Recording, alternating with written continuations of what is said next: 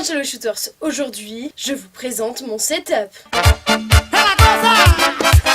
La recette magique pour être un bon youtubeur, c'est d'abord et avant tout avoir un bon setup, une bonne caméra, un bon micro si possible, un bon ordinateur, de bons logiciels pour enregistrer.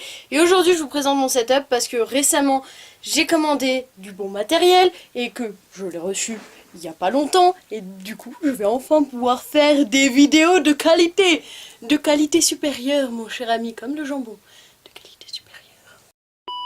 Donc on va commencer par la caméra. Alors la caméra c'est une petite caméra, elle est pas toute neuve non plus mais qui est assez bonne. Donc c'est une Sony. Voilà, je sais pas vraiment ce qu'elle est de plus, mais à part qu'il y a écrit Handycam ici.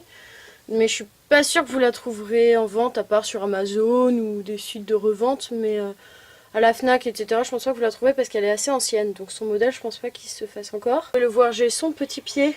Donc voilà, même avec une petite caméra comme ça, vous voyez que ça fait quand même une qualité, voilà, qui est quand même assez bien, pépouze.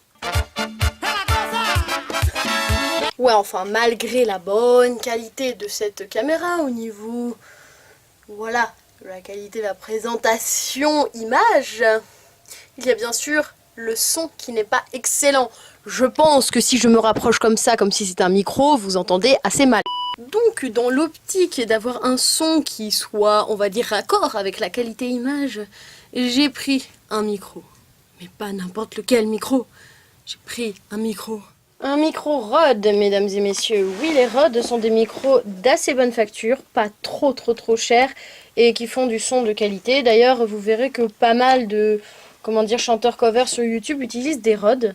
Moi, c'est un peu comme ça que je l'ai trouvé. Donc voilà, je crois que je l'ai payé 80 €. C'est un Rode NT1A. Voilà. Là, vous voyez bien, NT1-A. Je pense que lui, vous le trouvez encore sur Internet en ligne, sur le site Rode ou sur Amazon, ou sur d'autres sites de vente. Carte son, j'ai opté pour une carte son de, on va dire, la marque Scarlett. D'accord ? On voit bien la marque ici. YouTube Money. Le modèle c'est une Focusrite. C'est une Scarlett Solo, donc ça, voilà, c'est vendu tout seul, c'est vendu séparément et ça, la carte son, elle était à 90 €, donc c'est pas donné non plus.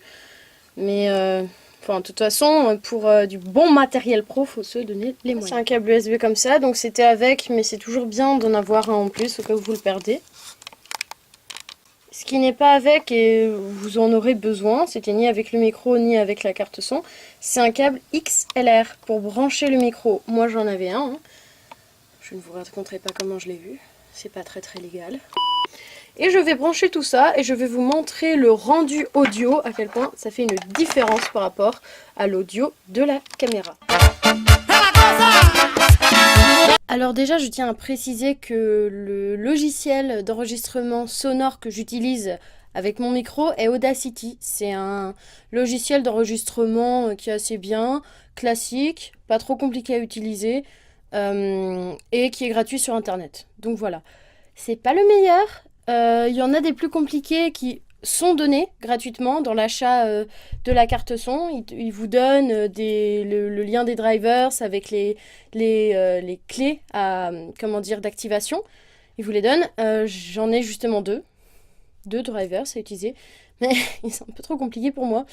Donc je pense que je vais devoir prendre des cours particuliers d'utilisation de logiciels son, etc. ou avoir un monteur professionnel. Enfin voilà, sinon Audacity c'est assez bien, c'est simple. Voilà, c'est pas trop compliqué. Oula, ma caméra elle galère à faire sa mise au point.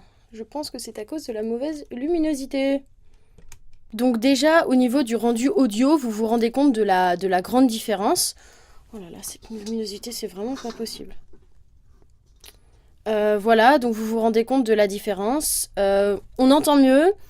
Bon, par contre, ça capte plus les bruits parasites. Heureusement, dans ma chambre, j'ai une bonne acoustique et j'ai pas vraiment de bruits parasites, sauf quand il y a toute ma famille qui se ramène. On gardera ça pour une autre vidéo. Donc voilà, mais de toute façon, après, c'est à vous de traiter ça sur votre logiciel de son. Vous pouvez facilement enlever les bruits parasites, etc. Donc, voilà. Donc voilà les shooters, j'espère que cette vidéo vous aura plu. C'est une petite vidéo, hein, pas très longue. Je sais qu'il y a pas mal de personnes qui se posent des questions, qui aimeraient bien débuter sur YouTube, ou ça fait longtemps qu'ils filment avec leur iPhone et ils en peuvent plus.